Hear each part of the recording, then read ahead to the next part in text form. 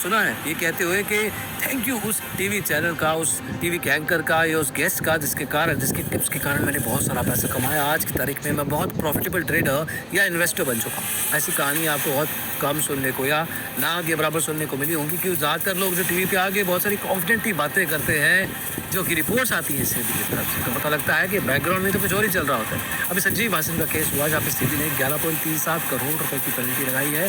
क्यों?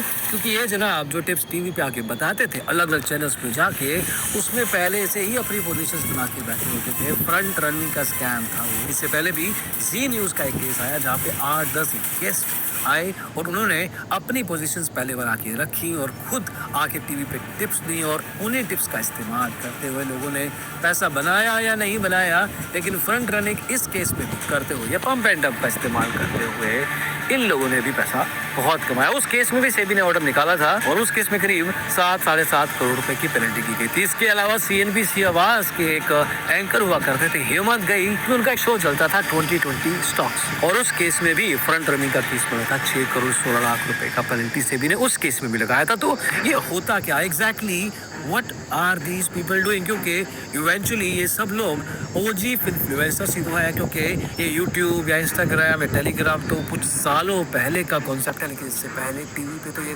सालों से, दशकों से चलता आ रहा है, जहाँ पे ये लोग आते हैं गेस्ट बन के, एंकर्स बन के, फोन पे भी लोग बातें करके अपने सवाल पूछते हैं, उसमें भी पर्सनलाइज्ड एडवाइस दी जाती है। इस तरह के इंस्टेंसेस में कितना को विश्वास किया जा सकता है? What is the exact motive? इस वीडियो में यही समझने की कोशिश करेंगे इन टीवी चैनल्स पे किस तरह की मैनिपुलेशन होती है या हो सकती है, किन तरह के लोग इन्वॉल्व होते हैं, सेबी ने अभी तक कितने एक्शन लिए हैं, बाहर की दुनिया में अगर कुछ ऐसा होता है तो वहाँ पे क्या होता है, और रिटेल ट्रेडर्स इन्वेस्टर्स को इन तरह के इंस्टेंसेस से क्या सीख लेनी चाहिए। इस वीडियो में सब कुछ समझने की कोशिश करेंगे। Let's get started. देखिए, आज की तारीख में जब भी कोई स्टॉक मार्केट में स्कैम होता है, रिटेल ट्रेडर इन्वेस्टर को प्रोटेक्ट करने के लिए सेबी अपनी तरफ से हर एक एक्शन लेती है। अभी पिछले दिनों में बहुत सारे यूट्यूबर्स के खिलाफ ऑर्डर निकले हैं, लेकिन इन यूट्यूबर्स की रीच कितनी है, मतलब कितने लोगों को ये लोग इन्फ्लुएंस कर सकते हैं, गुड और बैड, ये देखना भी जरूरी है। फॉर एग्जाम्पल, बाप ऑफ चार्ट मोहम्मद रासर के खिलाफ सेबी ने ऑर्डर निकाला था, जहाँ पे 17 करोड़ 20 लाख रुपए जो गलत तरीके से कमाए गए थे, वो पैसा वापस लेने के लिए ऑर्डर निकाला था। 20 लाख रुपए अलग से पेनल्टी लगाई थी, लेकिन इनकी रीच क्या थी? करीब 4-4.5 लाख सब्सक्राइबर्स थे इनके। इसके अलावा जितने भी वीडियोस उन्होंने किए थे, टोटल 70 मिलियन, मतलब करीब 7 करोड़ लोगों ने उनके पूरे चैनल के वीडियोस को इन टोटलिटी में देखा था। इंस्टाग्राम पे 60,000, ट्विटर पे करीब 78,000, टेलीग्राम जहाँ पे ज्यादातर इन तरह के लोग शेडी काम करते हैं, वहाँ पे भी करीब 53,000 सब्सक्राइबर्स थे। अब मोहम्मद रासिर की किसी एक वीडियो को 10,000 या मैक्सिमम लाखों में कुछ व्यूज आ जाते थे। मान लीजिए 1-2 लाख व्यूज आ जाते थे। जितना इंड्यूसमेंट वो करते थे, उस हिसाब से ज्यादा लोग उनकी तरफ अट्रैक्ट होते थे। फिर इसके अलावा PR सुंदर के खिलाफ एक ऑर्डर निकला था, वो सेटलमेंट ऑर्डर था करीब 5-6 करोड़ रुपए का। उस केस में भी बिना लाइसेंस के वो एडवाइजरी प्रोवाइड कर रहे थे, लेकिन उनके यूट्यूब चैनल पे करीब 1.2 मिलियन सब्सक्राइबर, ट्विटर पे करीब 4.8 लाख फॉलोअर्स, इंस्टाग्राम पे करीब 50,000 से 1 लाख की रेंज में, लेकिन यूट्यूब पे इनके व्यूज काफी अच्छे खासे थे। मतलब इन टोटलिटी देखा जाए तो करीब 22-23 करोड़ लोगों ने उनके आज तक के वीडियोस देखे थे। This is a massive scale comparatively. इसके अलावा और भी बहुत सारे लोग थे। रविंद्र बालू भारती, इनके करीब 1 मिलियन यूट्यूब चैनल फॉलोवर थे। हिंदी चैनल पे करीब 8 लाख सब्सक्राइबर थे। इंस्टाग्राम पे भी हजारों में सब्सक्राइबर थे। सेबी की पेनल्टी लगी करीब 9.5 करोड़ रुपए की, लेकिन इनकी reach on a video level कुछ खास नहीं थी। और ऑर्डर्स में से सबसे बड़ा ऑर्डर तो यही निकला है अस्मिता पटेल का, जहाँ पे अभी के लिए 53 करोड़ की पेनल्टी है, लेकिन आगे चल के डबल हो सकती है मेरे हिसाब से, तो उससे भी ज्यादा होनी चाहिए। हालांकि इन सब के खिलाफ हमने समय समय पे वीडियोस भी किए हैं, लेकिन यूट्यूब पे इनके करीब 5 लाख सब्सक्राइबर थे। इंस्टाग्राम पे भी हजारों में थे।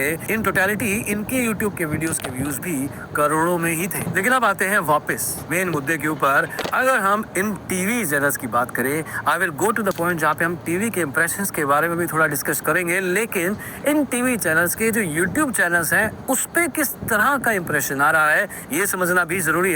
फॉर एग्जाम्पल, CNBC TV 18 के यूट्यूब चैनल को अगर आप देखेंगे तो 4 मिलियन सब्सक्राइबर्स हैं और आज तक करीब 171 करोड़ व्यूज। NDTV प्रॉफिट पे 1.33 मिलियन सब्सक्राइबर्स हैं और उनके व्यूज हैं करीब 41 करोड़। जी बिजनेस पे करीब 6.05 मिलियन सब्सक्राइबर्स हैं, 317 करोड़ व्यूज इनके वीडियोस को आ चुके हैं। CNBC आवाज करीब 5.74 मिलियन सब्सक्राइबर्स, 200 करोड़ व्यूज। 18 और 2.43 मिलियन सब्सक्राइबर्स और 106 करोड़ व्यूज इनके वीडियोस पे भी आ चुके हैं।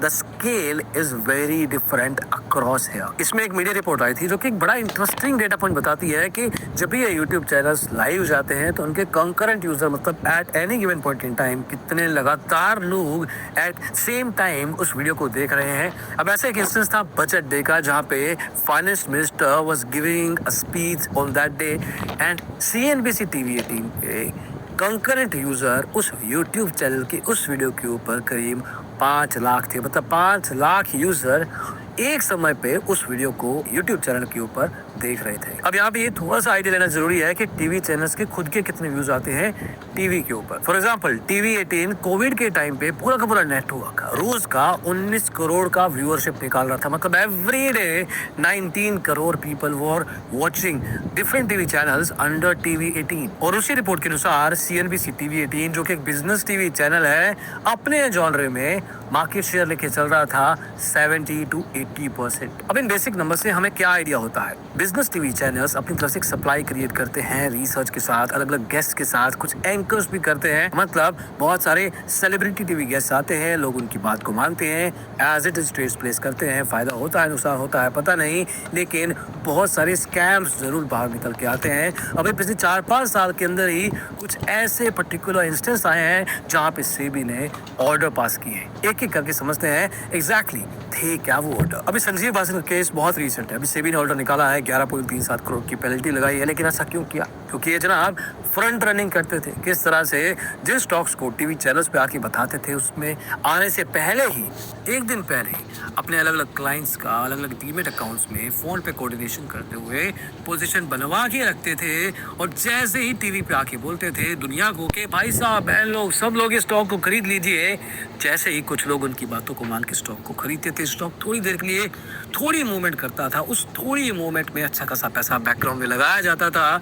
और ठीक ठाक प्रॉफिट हर ऐसे ट्रेड में बनाया जाता था। ऐसे 100 से ज़्यादा इंस्टेंस तो सेबी के पास ही हैं जहाँ पे उनके पास एग्जैक्ट डेटा है माइंड करके कि ये बोला और उसके पहले ये पोजीशन बनाई है, इसमें ब्रोकर इन्वॉल्व था, उसके ऊपर भी पेनल्टी लगाई है। इन टोटलिटी इनका एक कट हुआ करता था कि क्लाइंट जितना बनाएगा उसका 40% ये रखेंगे। मतलब अगर 10 करोड़ बना के दिए हैं तो 40% संजीव भासिन की जेब में जाए। और ये अकेला केस नहीं है, प्रदीप पांड्या और अल्पेश फूरिया का केस था 2019 और 21 के बीच में। सेबी ने देखा कि ये दोनों दोस्त मिलकर कोई ना कोई खिचड़ी पका रहे हैं। अब प्रदीप पांड्या का CNBC आवाज पे एक शो आया करता था पांड्या का फंडा। अल्पेश फूरिया इनके क्लोज एसोसिएट थे। अब मान लो कि 8:45 पे पांड्या का फंडा आना है, उसमें कोई ना कोई स्टॉक्स बताने हैं।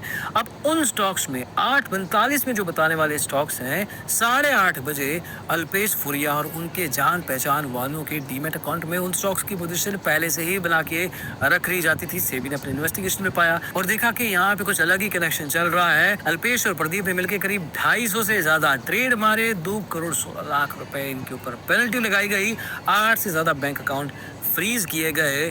और जनाब अभी टीवी पे तो ज्यादा दिखते हैं नहीं। अब संजीव भासिन का एक इंसान ने स्कैम किया, प्रदीप और अल्पेश दोनों मिलकर काम करते थे, लेकिन जी बिजनेस पे 8 गेस्ट आके स्कैम करते थे। इनके अलग अलग शो हुआ करते थे।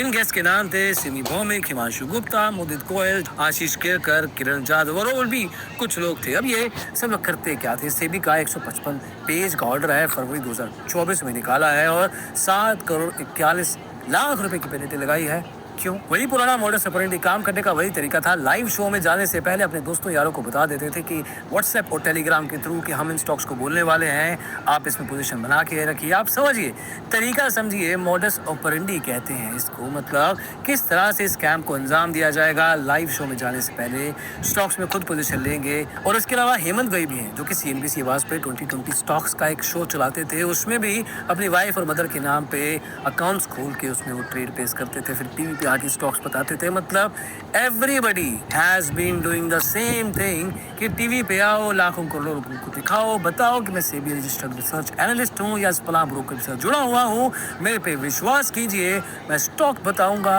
आप ट्रेड लीजिए, बड़ा कॉन्फिडेंस के साथ बोलूंगा, सूट टाई पहन के जवाऊंगा, आप विश्वास करेंगे, आप अपने आप से ही मेरे को एक सेलिब्रिटी घोषित कर देंगे ओवर पीरियड ऑफ टाइम।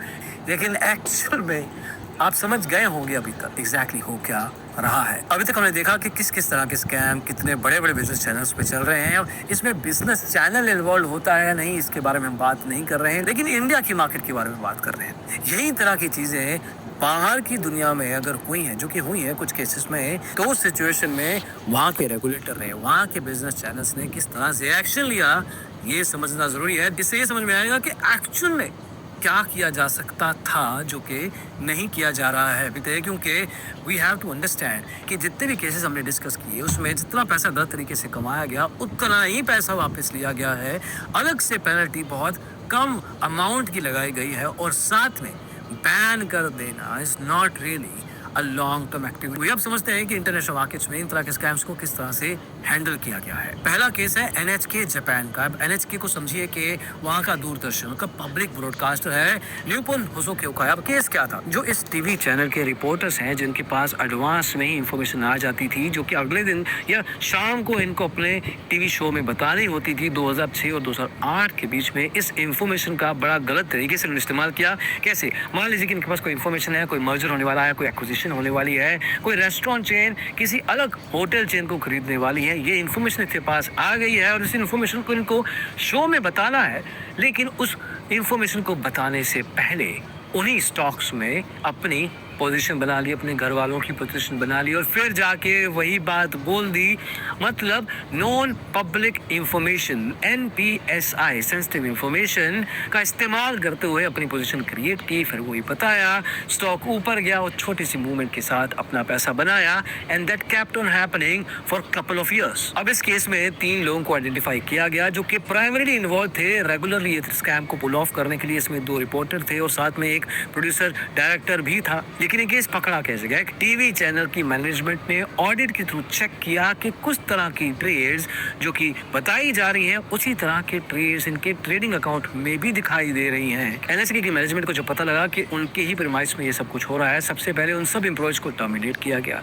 सारे के सारे 5700 एम्प्लॉयज ऑफ एनएचके को बैन कर दिया गया कि आप स्टॉक मार्केट में ट्रेडिंग कर ही नहीं सकते हैं और अगर आपको कोई भी ट्रेड प्लेस करना है तो आपको मैनेजमेंट का प्रायर अप्रूवल इन रिटर्न लेना पड़ेगा। और तो और एनएचके के प्रेसिडेंट ज्ञानिची हाशिमोटो और साथ में 2 बोर्ड मेंबर्स ने रिजाइन कर दिया फॉर मॉरल रिस्पॉन्सिबिलिटी। लेकिन इसके बावजूद जो एक्शन लिए गए हैं they are enough for now. और सिंस ट्रेडिंग बैन ही लगा दिया सारे एम्प्लॉयज के ऊपर, तो आगे चल के ये तरह की चीज होने के चांसेस रिलेटिवली ना के बराबर है। और ये अकेला केस नहीं है, यूएस में ब्लूमबर्ग के बारे में सब जानते हैं, उसमें भी एक ब्लॉग राइटर मतलब एक रिसर्चर के खिलाफ भी केस बनाया गया जहां पे उसके पास इंफॉर्मेशन होती थी जिसके ऊपर उसको ब्लॉग्स या रिसर्च आर्टिकल्स पेपर्स पब्लिश करने होते थे। उस इंफॉर्मेशन का गलत इस्तेमाल करते हुए इन जनाब ने, जिनका नाम एड हेमंड था, वो इंफॉर्मेशन एज इट इज एक ट्रेडर जेसन प्लेट्स को दे दी। हर बार यही किया करते थे। जब बाद में ऑडिट में पकड़े गए तो पता लगा कि this is a front running scam.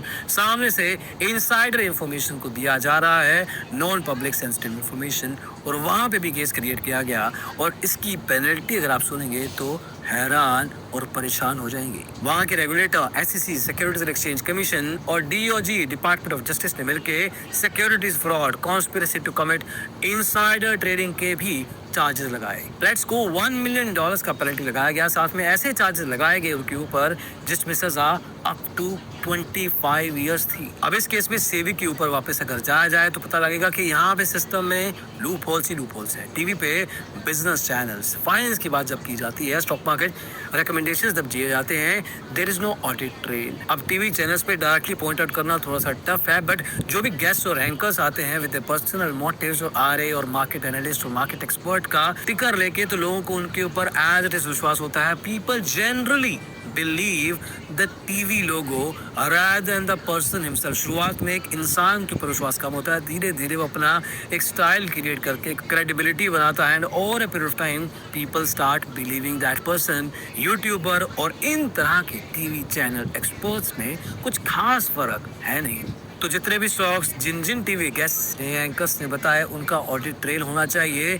उनके फैमिली के डीमैट अकाउंट में कौन सी ट्रेड्स कब लग रही थी, उनका ऑडिट ट्रेल रखना चाहिए, ताकि इवेंचुअली एट सम लेवल, हालांकि इससे कुछ खास फर्क पड़ेगा नहीं, थोड़ा सा डर तो क्रिएट होगा ही। और जिन तरह की स्टॉक्स के ऊपर रिकमेंडेशन दी जा रही है उनके ऊपर भी नजर रखना जरूरी है। कोई लिक्विड, कोई पेनी स्टॉक, कोई स्मॉल कैप स्टॉक जिसमें खास लिक्विडिटी होती नहीं है, क्या उन तरह के स्टॉक्स को रिकमेंड करना अलाउ होना चाहिए इन द फर्स्ट प्लेस या नहीं? सेबी को इन तरह की चीजों के ऊपर भी ध्यान देना चाहिए। और आज की तारीख में एआई और मशीन लर्निंग का इस्तेमाल करते हुए बहुत कुछ किया जा सकता है। क्रॉस कनेक्शंस क्रिएट किए जा सकते हैं, कौन से ट्रेडिंग अकाउंट्स कहाँ पे लिंक्ड है, कौन से रिकमेंडेशन के कहने पे कौन सा स्टॉक मूव हो रहा है। ये सारे इन्फॉर्मेशन और डेटा पॉइंट्स के साथ SEBI can do a lot, they know a lot more internally कि वो अपनी तरफ से क्या क्या कर सकते हैं।